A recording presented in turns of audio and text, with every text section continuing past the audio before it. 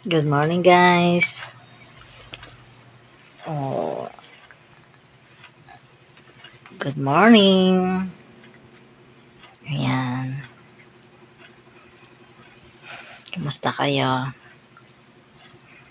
Kamusta kayo sa inyong buhay, buhay, buhay, buhay?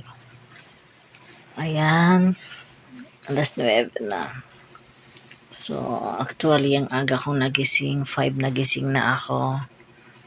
Tapos, nag-prepare ako ng breakfast. Tapos, yung baon ng kasama ko.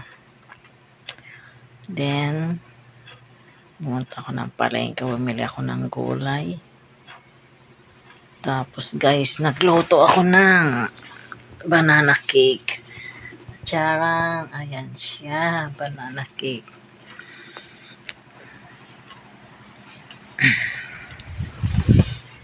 Daily life in Taiwan. Mamaya pa kasi ang work ko, so kung ano-anong ginagawa ko dito sa kwarto. Ayan, nagluto ako ng gulay. Ayan siya. Gulay. Pacham-cham na lang kung anong klaseng gulay yan. Basta may gulay, okay na. Ay, nako. Guys. Ayan.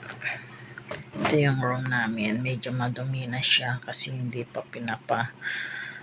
namin ayos sa may-ari. Gusto namin papinturahan ng bagong pintura ang room. Kaso ang ano kasi, parang ang hassle ng mga gamit. So, siguro saka na lang. Gusto nga niyang ipinturahan yung may-ari. Kaso, kapag may time na lang kami, tsaka syempre, ang daming mga gamit, kailangan i-move mo yan lahat. Tsaka, ayoko yung amoy na pintura. Ayoko yung mga matatapang na amoy. Siguro later on na lang kapag basta, bahala na.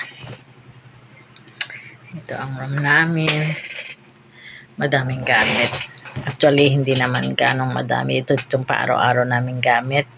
Since winter na siya, nilabas na namin yung mga pang-winter kaya madaming mga jacket.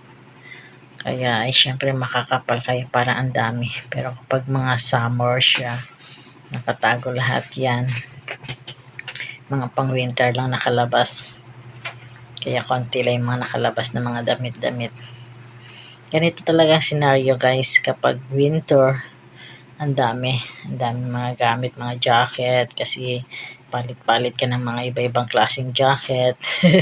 Ganun talaga ang scenario dito sa Taiwan kapag winter. Kailangan magsuot ka ng mga warm clothes para hindi ka magkasakit.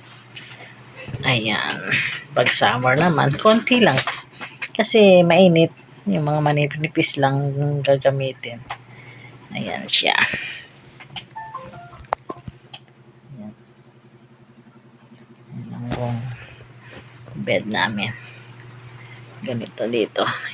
Sa taas, pag nasa abroad ka, dapat comfortable na lang kapag may matulugan ka, may mahigaan ka, may muuwian ka.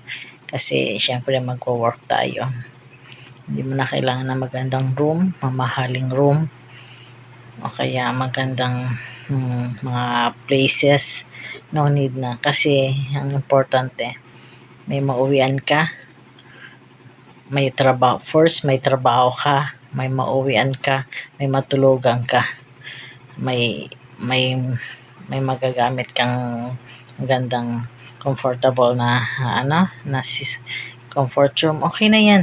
Hindi na kailangan maghangad ng magagandang places, magandang rooms, di ba? Importante yung makasurvive sa araw-araw dito sa abroad. Ganun yun. At the same time, syempre, hindi mo naman kailangan din na sumabay sa mga Chinese. Kung ano yung buhay nila, hindi mo sila pwedeng sabayan kasi iba yung kinikita nila.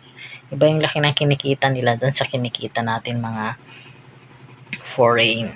Kasi kapag sabayan mo yung lifestyle nila, wala, hindi ka makakaipon. So, kailangan ma-wise ang gamitin. Diba guys, pag nasa abroad ka, kailangan ma-wise ka, smart ka sa lahat ng bagay. Ayan. Siguro mamaya mag-prepare na ako, pupunta na ako sa work. Ayan. Then, yan. Thank you for watching. I do video because it's not because I'm vlogging or what. Gusto ko lang para may memories ako, yung anong ginagawa ko sa araw-araw, yung mga ganyan. At least kapag nagpurgod ako, nakikita ko sa YouTube ko yung mga daily life ko dito sa abroad, dito sa Taiwan.